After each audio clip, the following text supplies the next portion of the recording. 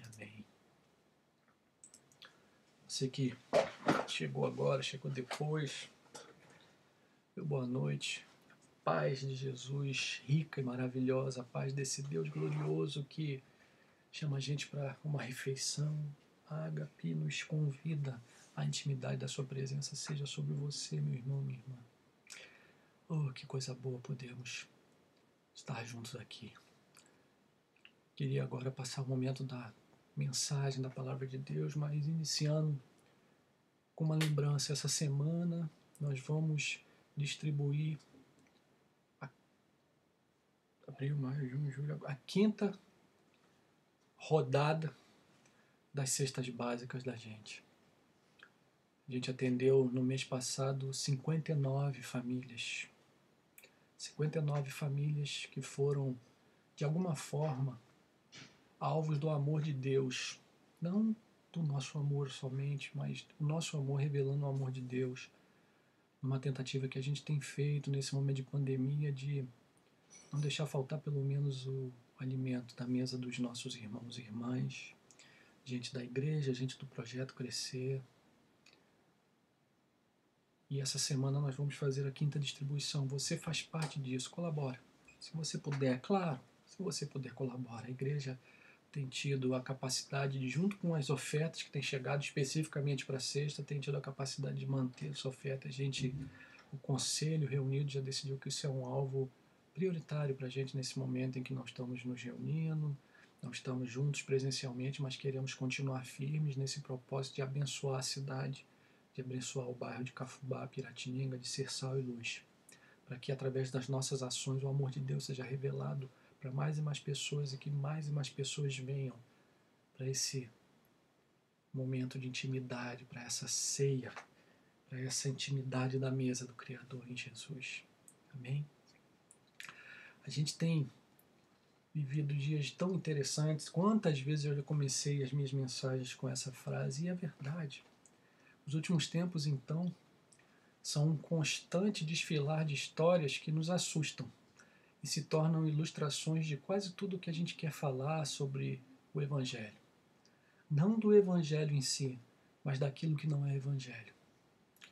E é claro que a mesma tecnologia que nos permite fazer o que estamos fazendo agora, da minha casa conseguir atingir as casas de vocês e podermos ter esse momento de culto online, de mensagem, a mesma tecnologia tem sido chave para que essas histórias cada vez mais apareçam.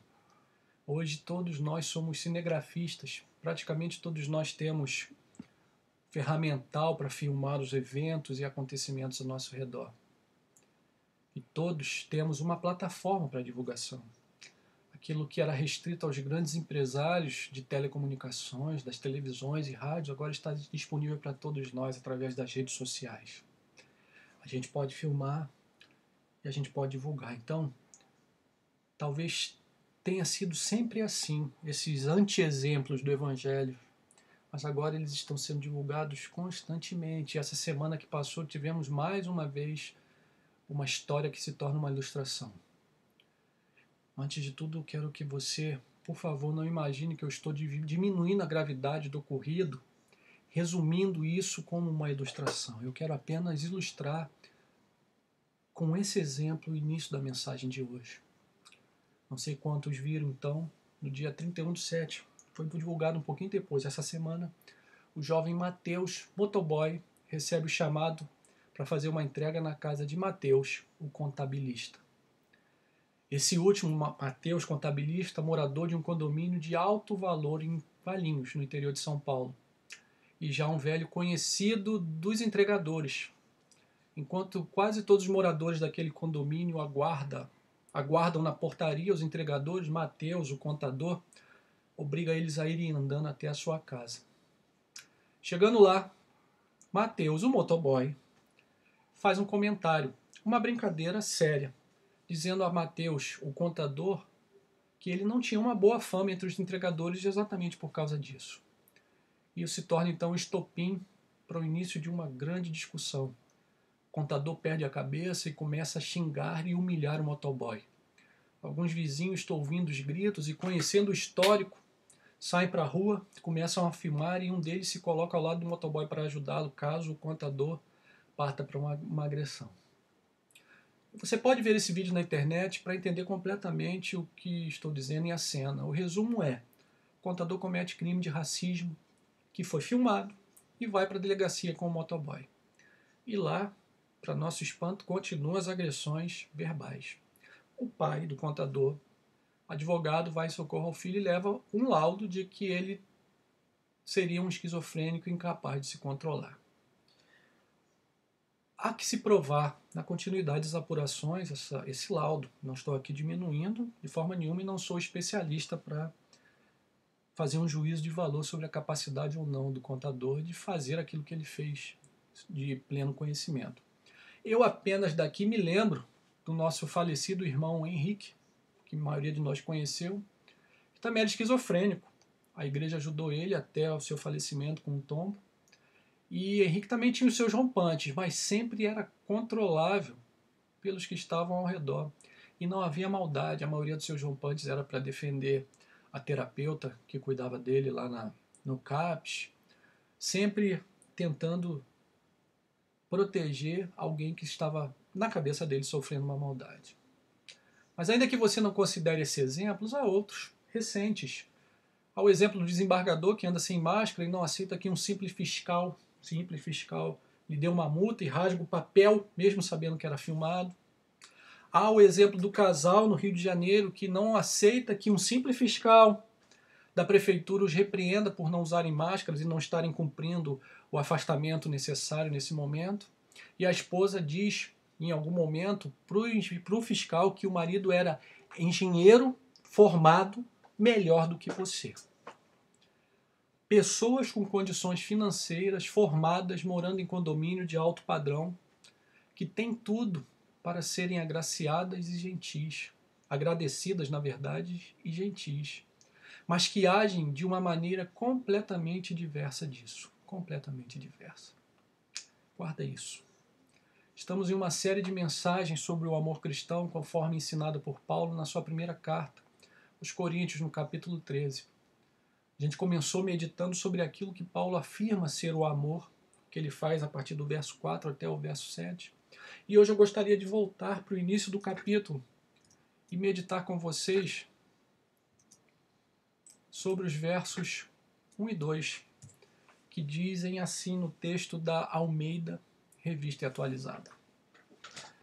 Ainda que eu fale as línguas dos homens e dos anjos, se não tiver amor, serei como o bronze que soa ou como o símbolo que retine.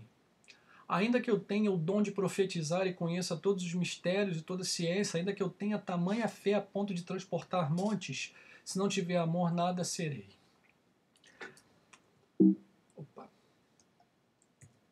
Ainda que eu fale a língua dos homens e dos anjos, se não tiver amor, serei como o bronze que soa ou como o símbolo que retine. Ainda que eu tenha o dom de profetizar e conheça todos os mistérios e toda a ciência, ainda que eu tenha tamanha fé a ponto de transportar montes, se não tiver amor, nada serei. O contexto de Paulo aqui é muito importante. O capítulo 13 se coloca como uma explanação que surge no meio dos capítulos 12 e 14. Claro, 13 no meio do 12 e 14. Mas Paulo, nos capítulos 12 e 14, está tratando dos dons espirituais. No capítulo 12, ele começa a falar sobre esses dons esses que vinham se manifestando na igreja daquela cidade. Fala sobre a diversidade desses dons, comparando essa diversidade dos dons com a unidade do seu doador, o Espírito. Fala sobre a motivação dos dons, que seria um fim proveitoso, no verso 7 daquele capítulo. Descreve alguns desses dons, sabedoria, curas, milagres, nos versos 8 a 10, dentre outros, e trata da importância de todos entenderem que a unidade da igreja está acima da diversidade dos dons. Paulo, no capítulo 12, começa a falar sobre aqueles dons que vinham sendo manifestos na igreja de Corinto e diz, em resumo, que havia uma unidade, que aquilo era muito mais importante que a diversidade. Já no capítulo 14, Paulo vai ensinar a importância dos dons que eram considerados talvez mais espetaculares para aquela comunidade. O dom de profetizar e o dom de falar em outras línguas. E em resumo, o ponto de Paulo ali é, no capítulo 14, profetizar é melhor do que falar em outras línguas. Porque com a profecia todos são edificados, enquanto com o dom de línguas apenas aquele que fala. O meu objetivo aqui não é falar sobre esses dons espetaculares. A gente está falando sobre o amor. Alguns de nós vão dizer que esses dons cessaram. Outros vão dizer que não, que são dons ainda presentes na Igreja de Cristo.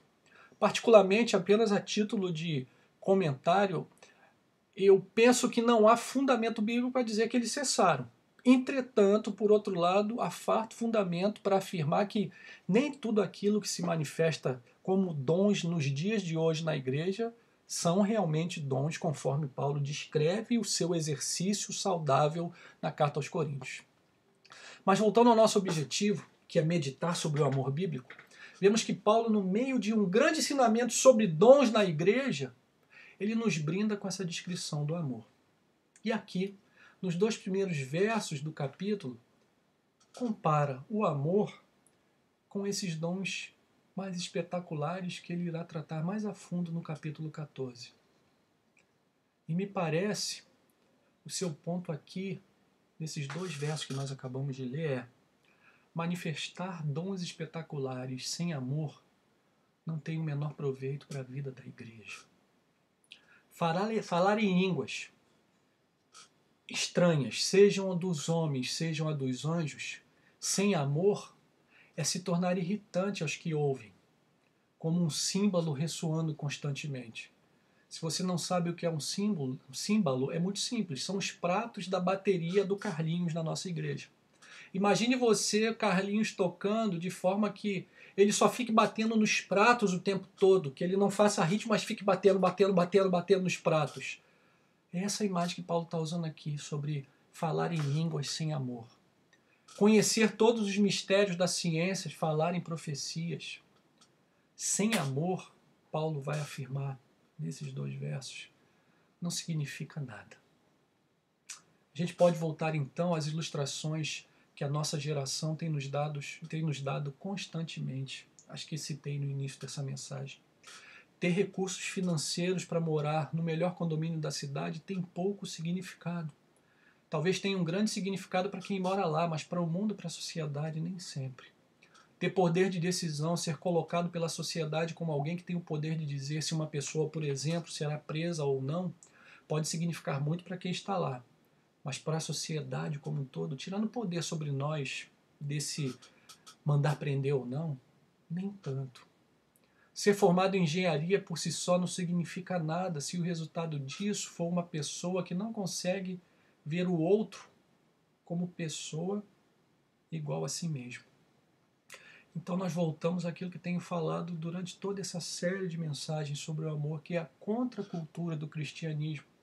Aquilo que o Senhor valoriza, aquilo que o nosso Deus valoriza, aquilo que é importante para o Senhor, nem sempre tem a mesma importância nesse mundo. Aquilo que o Senhor valoriza nem sempre, talvez na maioria das vezes, não seja aquilo que o mundo valoriza. E no caso dos coríntios, aquilo que também era valorizado pelo Senhor, como os dons que foram dados por Ele para a edificação da igreja, e por isso derramava sobre aquele povo, mesmo aquilo que tinha valor para Deus, se exercido sem amor, perdia o seu valor. Isso precisa nos falar alto hoje em dia, meu irmão, minha irmã. O que é que nós valorizamos como igreja de Jesus? Como é que temos escolhido, por exemplo, as nossas lideranças? Será que muitas vezes a retórica e o carisma da liderança tem nos encantado mais do que uma vida que ama, no modelo que Paulo nos ensina nesse capítulo? Será que muitas vezes nós priorizamos os grandes pregadores em detrimento dos que são pacientes, bondosos, dos que colocam os outros em primeiro lugar, dos que saem do centro de suas vidas para que Deus ocupe aquele lugar? Nossos exemplos, como quando pensamos nos grandes nomes da igreja dos nossos dias, são de homens e mulheres de qual tipo? Poderosos em palavras e sinais ou poderosos em se diminuir para que os outros cresçam? Meu irmão, minha irmã, essa pergunta é muito, muito importante para mim e para você. O mundo é comandado por um padrão que sabemos qual é, mas a igreja não deveria ser. Como estamos mostrando quem somos como igreja? Qual tem sido nosso testemunho?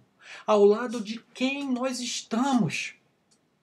Alguns dos discípulos de Jesus pensavam que ele teria vindo para salvar Israel do jugo romano, que ele teria vindo para inaugurar novamente o reinado nos modelos de Davi, de Salomão. Um deles, por exemplo, quis usar a espada para salvar Jesus, buscando o uso da força. Mas qual foi o exemplo de Jesus? Eu tenho falado em vários momentos sobre os nossos heróis. E uma vida cristã poderosa é aquela que tem um herói acima de todos os outros, que é Jesus. E como foi que nosso herói exerceu os seus superpoderes? Como foi que Jesus exerceu verdadeiramente o seu poder? Há diversos exemplos, mas eu gostaria de começar citando um desses apenas, que está aqui no texto de Lucas, capítulo 9, a partir do verso 51. Diz assim o texto bíblico: E aconteceu que, ao se completarem os dias de que deveria ele ser assunto ao céu, manifestou no semblante a intrépida resolução de ir para Jerusalém, e enviou mensageiros que o antecedessem. Indo eles, entraram numa aldeia de samaritanos para lhe preparar pousada, mas não o receberam porque o aspecto dele era de quem decisivamente ia para Jerusalém. Vendo isto, os discípulos Tiago e João perguntaram: Senhor, queres que mandemos descer fogo do céu para os consumir? Jesus, porém, voltando-os, os repreendeu e disse: Vós não sabeis de que espírito sois, pois o Filho do Homem não veio para destruir as almas dos homens, mas para salvá-las. E seguiram para outra aldeia. Veja que Jesus não disse: vocês não são capazes disso. Jesus não disse que eles não teriam essa capacidade. Mas Jesus não quis que eles exercitassem aquele poder.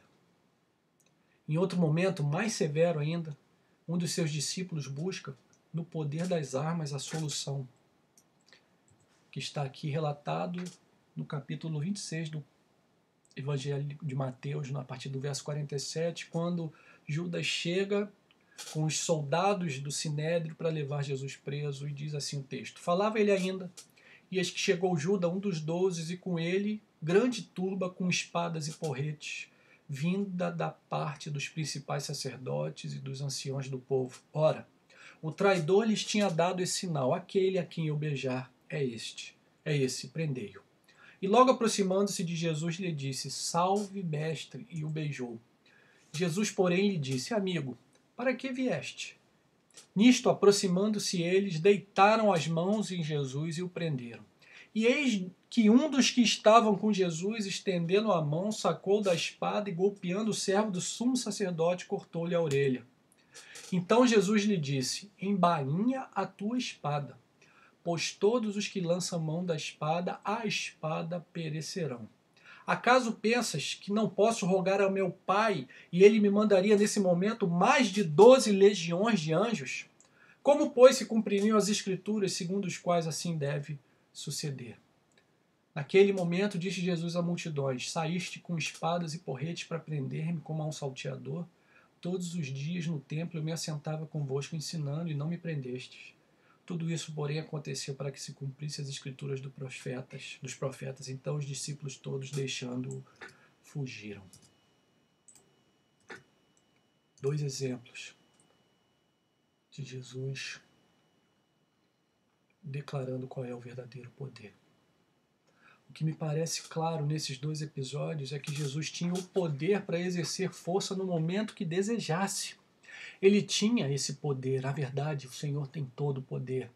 Ele poderia ter sido o herói nos padrões do mundo. Poderia ter sido o rei de toda a terra nos padrões do mundo.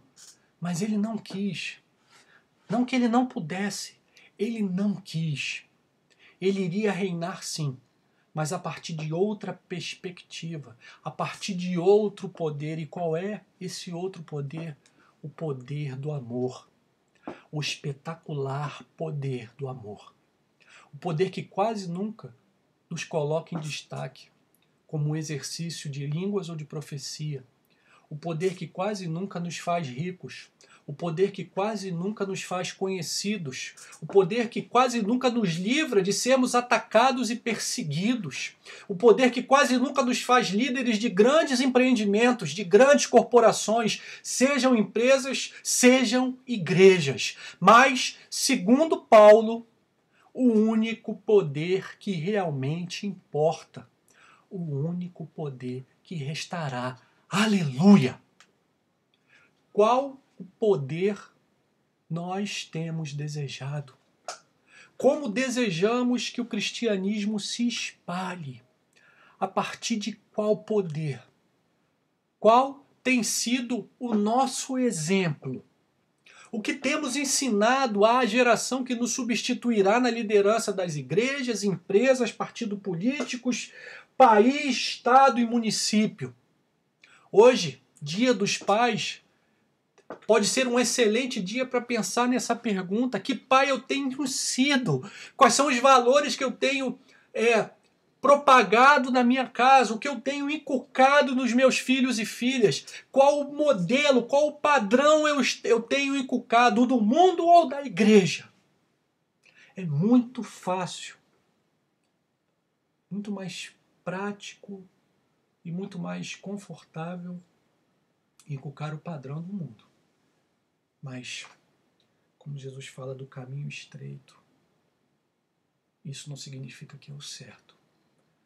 De novo, meu irmão, minha irmã, quais são os nossos super-heróis? A igreja de Corinto era agraciada com diversos dons. Havia profecia, havia línguas, havia curas, milagres. Era uma igreja em uma cidade cosmopolita e com templos importantes da sua época. Talvez tivessem uma predileção por esses dons exatamente por causa daquilo que tinham aprendido nos outros cultos, nos outros tipos de cultos a outros deuses, e daquilo que homens e mulheres traziam de informações de todo o império. Mas Paulo, no meio de uma grande explicação sobre o exercício desses dons sobrenaturais, deixa claro: esses não são o verdadeiro poder. Eles são importantes, foram dados pelo Senhor para a edificação da sua igreja, mas não são nada se não forem exercidos a partir do dom supremo. Somente o amor tornaria todos os outros dons aceitáveis e eficazes na edificação da igreja. E Jesus é o nosso maior exemplo disso. Quando todos queriam fogo e exército, ele deu a própria vida. Quando todos queriam o rei eterno, quando todos queriam o rei terreno, ele se mostrou o rei eterno. De qual maneira? Morrendo por todos. Enquanto os reis terrenos enviam os homens para morrer por eles, o rei eterno morreu por todos os homens. Enquanto o rei terreno envia homens para morrer por ele, o rei eterno morreu por todos os homens. E esse rei eterno faz um convite para mim e para você. Um convite desafiador, mas maravilhoso. João capítulo 13, no verso 34. Novo mandamento vos dou, que vos ameis uns aos outros, assim como eu vos amei, que também vos ameis uns aos outros. Nisto conhecerão todos que sois meus discípulos, se tiverdes amor uns aos outros. E depois, no verso 12 do capítulo 15 do mesmo evangelho de João, diz Jesus: o meu mandamento é este, que vos ameis uns aos outros, assim como eu vos amei.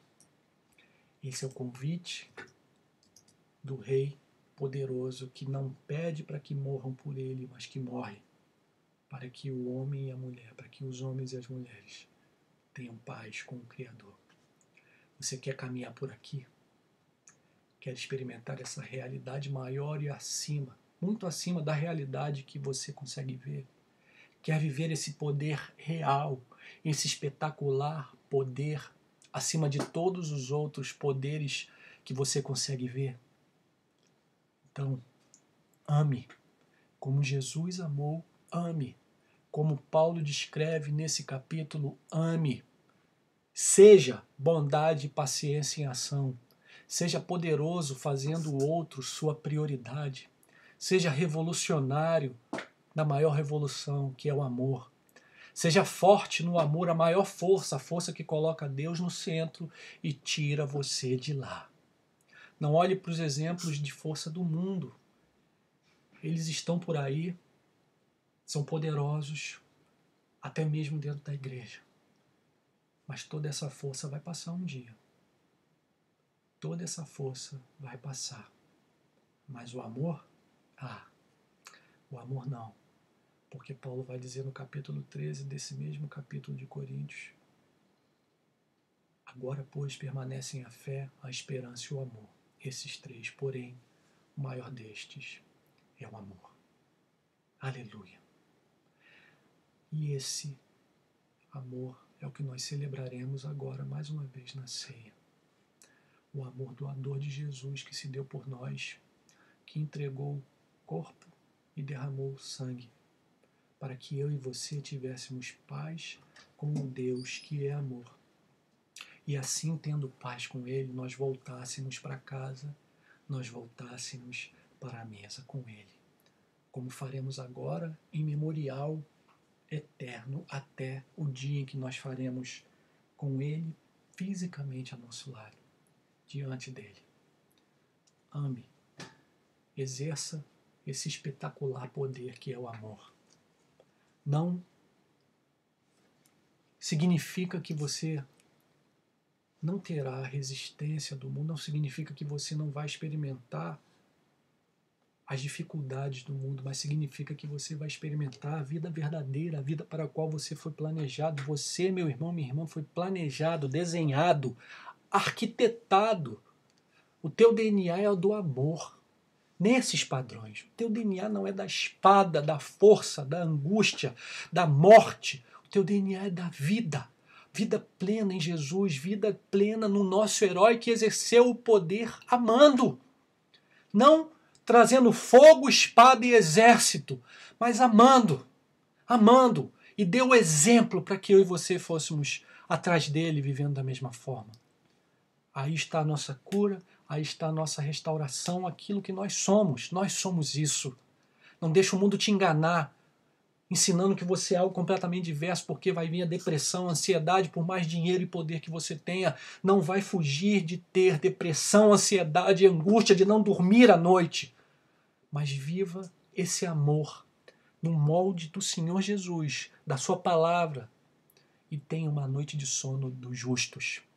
Tenha uma vida familiar dos justos, nem com muito, nem com pouco, mas com o suficiente para viver na presença do nosso Deus. Amém? Quero, antes de